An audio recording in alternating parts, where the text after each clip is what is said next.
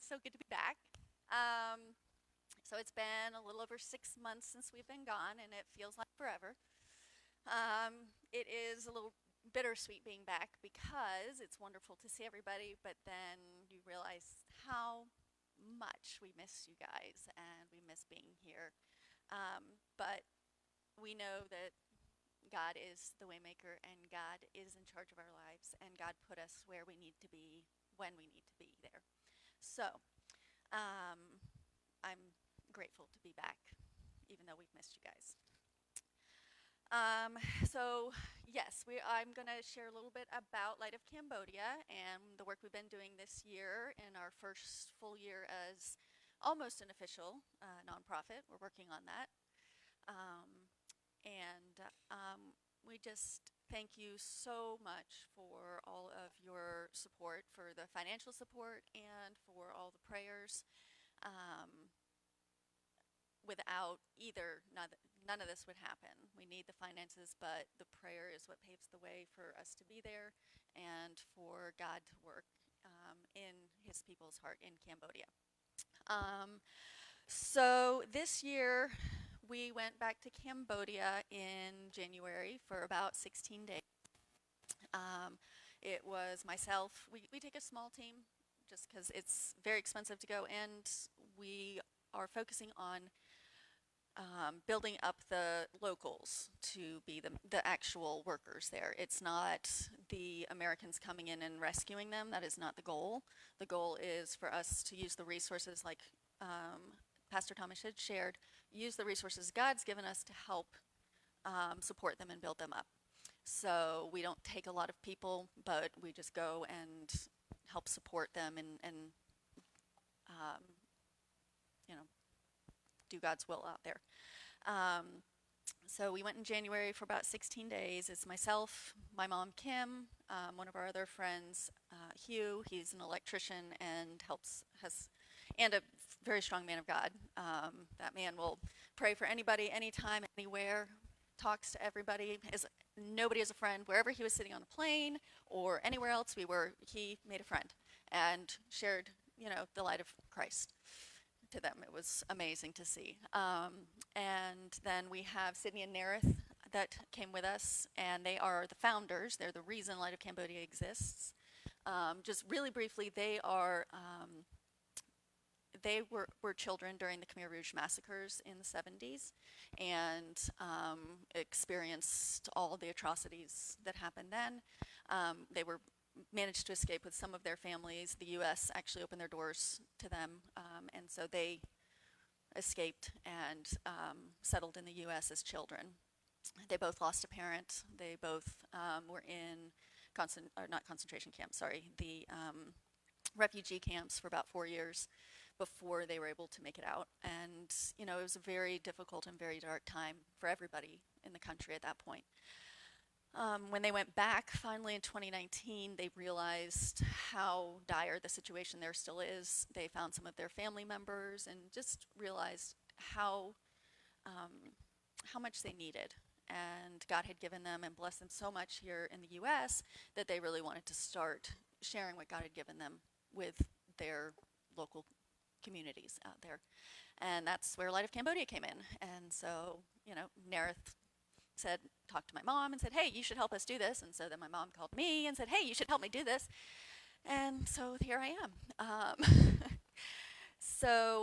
While we're there, we were able to visit the building that we've built in the middle of a rice paddy because it's right near the village that Nareth grew up in. It's also the location of where Nareth, as a 7-year-old, buried his mother, who was killed during the massacres. Or buried her bones. And so it's a very sacred place for him and for the ministry going forward. We were able to visit the local village. It's more like a neighborhood, I kind of call it, but they call them the little villages. And it's a very rural village. And we were able to talk to them and see how they're doing and share the Word of God with them whenever opportunity presented itself. So when I say very poor, these families can subsist on maybe $1 or $2 a day. They don't have anything. They'll go and spend the day trying to catch a bucket of crabs and frogs from the rice paddies to sell them to have any money. And but they still, you know, have this joy in them and have this light in them. And God is still speaking to them and through them. One of the families we met, both of the adult sons, the mother and the grandmother, all accepted Jesus while we were there. And so we'll continue to build those relationships with that community. In addition to working with the local village there, we were able to, at our building, because it's finished now, we were able to host a couple different outreaches. And so we had like 100 kids come one day and, like 60 families, and we're able to hand out the big bags of rice to them. Working with the kids was a new thing. That's one of the reasons my mom got me involved, because apparently I am really good on the fly with kids. So you throw 100 kids at me, and I go, oh, great, let's see, what can we do with 100 kids? No, before we came, I'd actually found a Bible, a children's Bible in Khmer, which is the local language, and it had coloring pages with Bible verses on it and everything. And so we were able to actually share those Bibles with a lot of the kids. Even though a lot of them can't read, we were still able to give them to some of the older kids that maybe could read, and told them to help share with the other kids.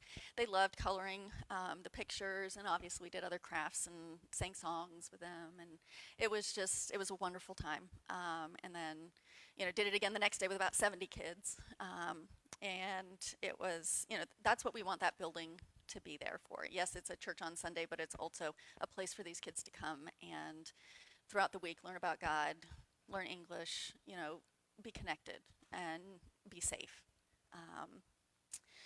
So we also got to go to, this was the first, they didn't do this the first year they went, a floating village. So there's a big lake in the middle of Cambodia, huge lake, and there's people that live on floating rafts, floating houses, all throughout the lake. And these little floating villages is a really unique experience.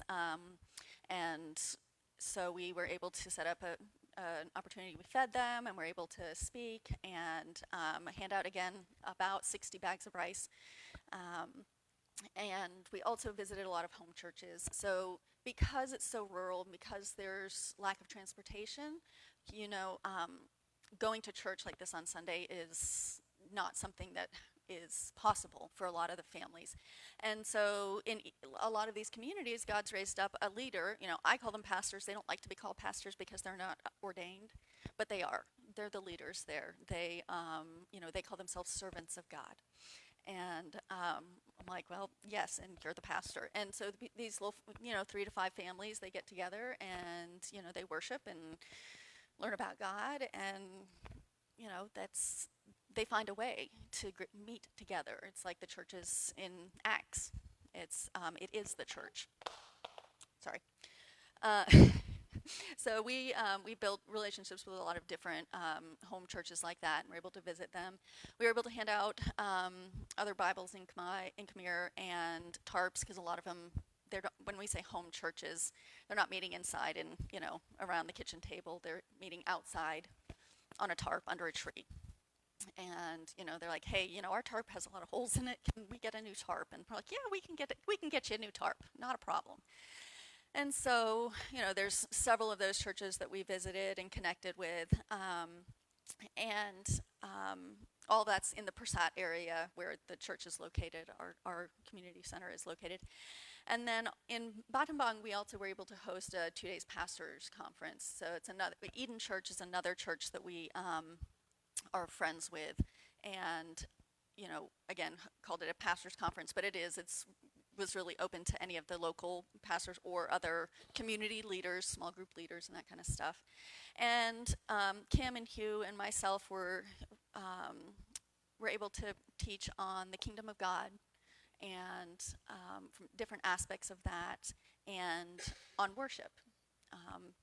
And it was a moving time, those 2 days, and God really introduced us to a couple other local people that are servants in their community, and just they give everything to work with the children, the poor children there, and so we were able to bless them with all sorts of more Bibles and gifts and other things that can be helpful to them.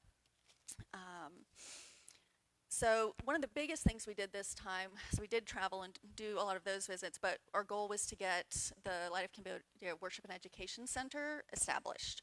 We needed to hire a pastor, we needed to hire an English teacher, and we were able to do all of that. And, there's still a lot of work that needs to be done on the grounds to make it, accessible. So fences and a gate and dirt on the property. If you go to our website or the Facebook page, you can see a lot of the work that we're continuing to do there. Um, so, they needed fans. So we needed chairs for the people to sit in. We had to have tables made for the kids when they come for English class, all that kind of stuff. Curtains.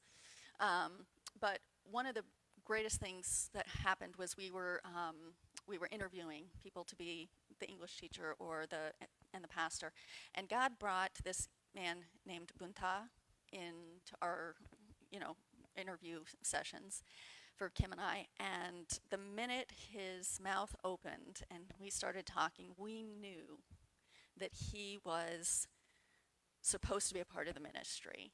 This man is little 60-something years old, little thin, wiry guy, and he opened his mouth and God came out.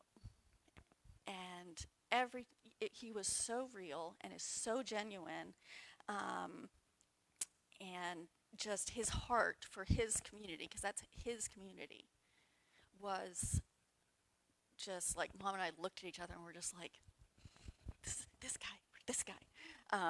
And like, this is it. And we went and talked to Sydney and Nerith afterwards, and we're like, look, you really need to meet this guy because, I think you'll like him. And so we invited him to come out on one of the things with us, the outings with us the next day, and made him go with Sydney and Nerith. And that night at dinner, Sydney, she's like, we have to have him as part of our ministry. He's got to be. We're like, I told you. But this man just has a heart and an honesty, and he's just real. Like, we took him to the property and he immediately started he saw a need, like some trash on the ground. He just started picking it up. No one asked him. We started talking and he goes, well, I see this needs to be done. It's all the same things that we knew need to be done on the property. He has the same vision. He has the same heart. And so we hired him. He actually lives on the property as the caretaker and is in charge of all the stuff that goes on there and teaches the children and everything. I got to talk to him recently, and he was so excited because he had gone out and bought like 12 school uniforms for some of the kids that he'd been meeting. So in Cambodia, if you don't have a uniform, you can't go to school. And a lot of these poor or children can't afford uniforms, and so they don't go to school. So it's a very limiting factor. And so Buddha went out on his own and he bought 12 uniforms and shoes for these kids, and was able to, just that act was able to let these kids actually start going to school. And those are the types of things that we're supporting there. We're not coming in to rescue, we're coming in to help them, learn and grow and support themselves. So we were extremely grateful that God put Bunta in our lives and with Life Cambodia. And so moving forward with him and with other people that we're connected to there, we're going to continue to find ways to invest in the community for long-term stability, right? And being very careful to, one of the other guys puts it, you have to be really careful not to become the fairies from the U.S. And I'm like, you're absolutely right. We have so much money, even the limited amount that we have as an organization, but to them, they're like, oh, you have all this money here. We just want this and this and this and this, and we want them to be able to help build them a foundation so that they can continue the work, even if we weren't there. So that's our long-term goal for the ministry, and God is really building the building Light of Cambodia this whole last year, and it's been really neat to see. We want to support a sustainable way for them to thrive and grow, and not enable them. Um, you know, we, we want to make sure that we're following God's plan for ours and not just our emotions. Um, and so that kind of brings me to something I want to share about and why I asked for communion today, but is about following God's will. And so it might be weird, okay, what does God's will and communion have to do in common? But bear with me, I actually found a connection there. So growing up myself, anytime we took communion, and I'm sure most of you, they say, take some time and think and remember what God's done for us, right, before you take communion. And that is absolutely a wonderful and good and right thing to do. And so, I would sit there and be grateful for God for sacrificing himself on the cross, for being separated from God, being on the cross and having his God, his Father, turn his back on him. My God, why have you forsaken me? He went through all of that for us so that we could have a relationship with him. And so all of that's true and all of that's right. But recently I heard another aspect of communion that really actually got me thinking and just really touched my heart, and I wanted to share that with you. And it has to do with the historic concept of the Jewish marriage customs and its parallel with communion. So historically, in Jewish times, when someone wanted to get married, the man negotiate a bride price, right? Sometimes it's called a dowry and all that kind of stuff, but they would negotiate a bride price. So in the Garden of Gethsemane, we kind of see this happening, right? Jesus is talking to God about this, how much he's having to give to everybody, to sacrifice in order to make the salvation possible for us, to have that relationship with us. And Jesus knew that it was going to be a lot. It was going to be everything. He knew it was going to be painful physically, painful emotionally. And he wept and cried out to God, God, I don't want to do this. Is there any other way?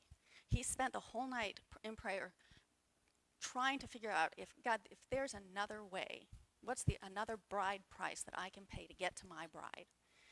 And God said, this is it. This is what you have to do. But through all of that praying and begging, God, if this cup can be taken from me, and we think about this cup, this communion cup, if this can be taken from me, nevertheless, not my will, but yours be done. And so Jesus chose to take that cup of suffering for us. He agreed to the bride price that God said, nope, this is my will. This has to be done. A lot of times in the Christian community, we're told that we're not supposed to question God, that we're not supposed to, if God tells us to do something, we're not supposed to ask for it to be different.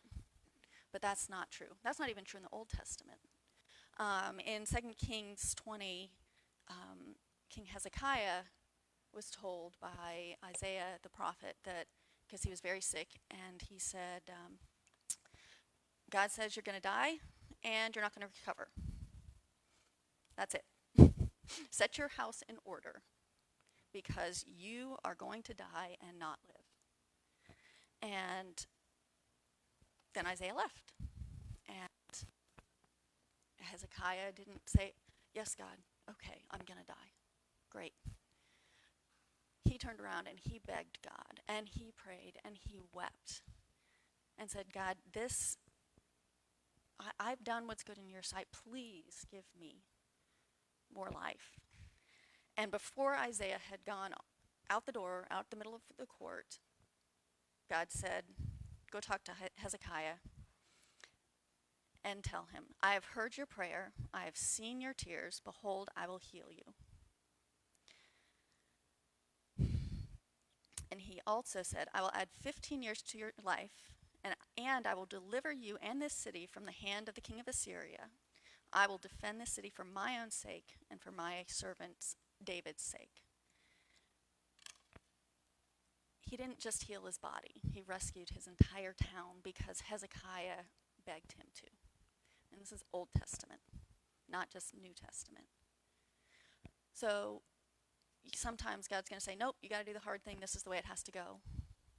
But sometimes God's going to say, okay, this is my will. I'll heal you. I'll give you 15 extra years. And I'm going to rescue you from your oppressors.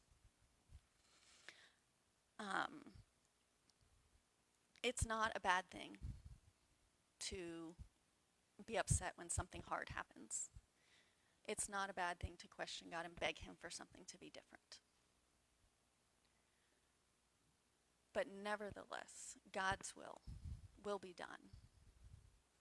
And if the answer is no, God will change our hearts, and we can accept the hard things that we have to do, of taking that cup of suffering. Or God may heal us and give us 15 years of life, and God may rescue us from our oppressors. But it's okay to ask him to do that. One of the grandmothers that we met on the first trip in Cambodia, she gave her heart to God. She raises 9 of her grandchildren by herself. Again, very, very poor. It's a very hard situation that she's in. And this time when we connected with her a year later, she was telling Sydney, she's like, my circumstances haven't changed. I'm still trying to feed 9 children on my own with no income. She's like, but I have so much peace that I've never felt before. It's like unlike anything I have ever experienced because I have Jesus in my life. And you can bet that this grandmother has begged for, things to change for her grandchildren, to help her raise her grandchildren. But despite all of that, she has the peace of God in her heart that God's will be done. The second parallel to communion that I wanted to talk about, again, with the Jewish custom, once the bride price was settled, the groom would offer the bride a glass of wine and say, this cup I offer you. And what he's saying is, I want you to be my bride. Will you marry me? And if the bride drank from the cup, then she was accepting the marriage proposal. And if she didn't, she just didn't drink from it. In the upper room before Jesus' crucifixion, when he took the cup and said to his disciples, this cup is a new covenant in my blood, what he meant and what his disciples heard was, I'm giving you my life. Will you marry me?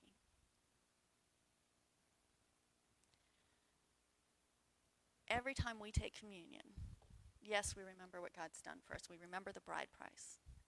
But every time we take that cup and put it to our lips, we say, yes, God, I will be your bride. Yes, God, I have a relationship with you. Yes, God, your will be done, not mine.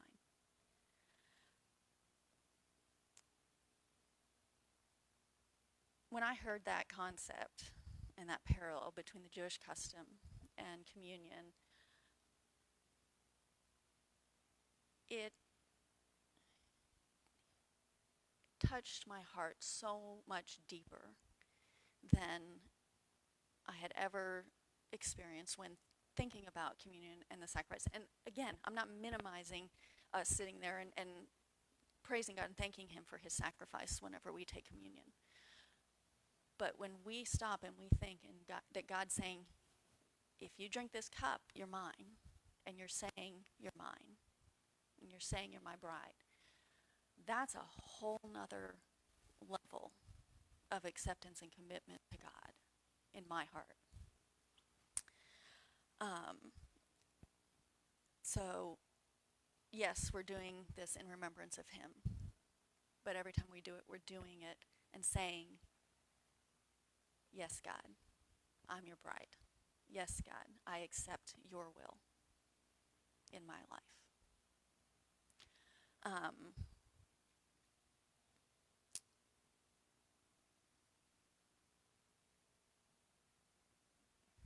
I know this isn't a normal communion Sunday, but I asked Linda, I said, hey, can we do it again? And she was like, absolutely, whatever you want. And today when we take communion in a little bit after the next worship song, by all means, thank God for what he's done in your life, for his sacrifice. But also know what he's asking. He's asking all of us again, hey, you're mine, right? And we say, yes, I'm yours. Forever, for all eternity, for your will to be done on earth as it is in heaven.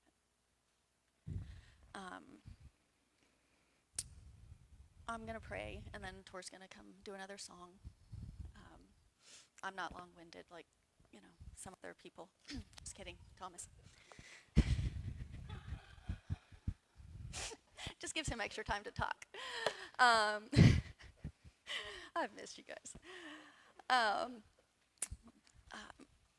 But just take time to think about what God's will is for your life and what you're saying to him when you take communion.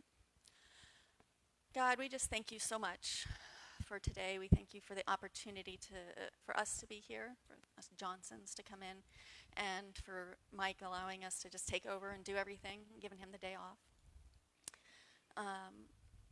And we thank you for your sacrifice. We thank you for everything you gave up for us.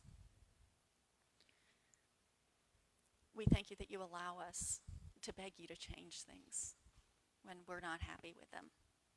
That's okay.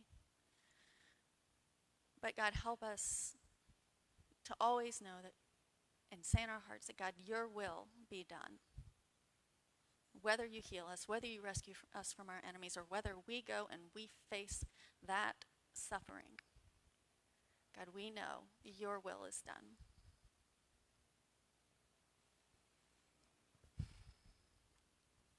Continue to help us in light of Cambodia do your will in Cambodia. Help each of us to continue to do your will and seek your will in everything that we do, in our churches, in our homes, in our work, in our families, and our relationships. And we're gonna mess up. And sometimes things are hard. But nevertheless, God, your will be done. In Jesus' name we pray.